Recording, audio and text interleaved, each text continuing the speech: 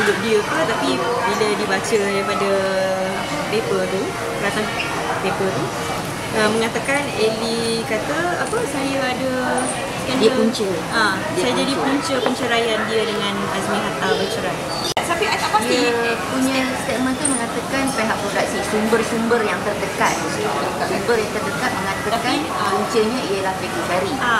Lepas tu ada satu one part of the story yang mengatakan bila Ellie macam tahu pasal hal tu yang menyebabkan dia tak boleh maafkan Azmi Hatta. Saya macam bila masuk.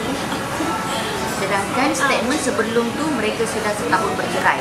Tapi statement balas yang diorang keluarkan pula punca. Padahal kita baru bekerja dengan Azmi beberapa bulan, satu kali baru selepas setahun jumpa balik.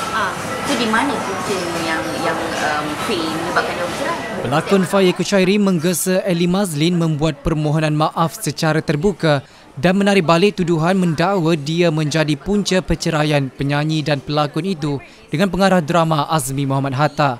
Dakwaan Ellie itu tidak berasas sama sekali dan sangat serius hingga menjejaskan maruahnya dan keluarga serta nama baiknya dalam kalangan penggiat industri. Faye juga memberi tempoh selama 1 hingga 2 bulan kepada Ellie untuk menarik balik tuduhannya itu atau berdepan dengan tindakan undang-undang. Dia berkata sekiranya Ellie masih berdiam diri dan tidak mahu tampil ke depan, dia akan melanjutkan perkara berkenaan kepada pihak guamannya untuk mengambil tindakan mahkamah.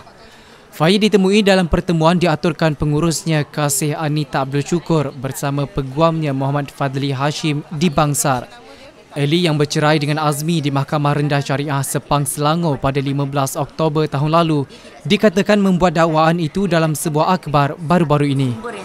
Jadi siapa yang mengeluarkan Saya kena baca balik artikel tu dulu sebelum you should mention because that article mention my name. Dia mention nama you kan? Full tau. So you dah boleh mention nama Ellie. Boleh ke? Tak Ellie. Bukan Ellie untuk menjelaskan yang saya bukan punca penceraian itu. Aku tak kisahlah. Menarik balik kenyataan. Menarik balik. Dan juga minta maaf lah sebab benda tu ialah sebab kenyataan tidak berasas kan, bukan information.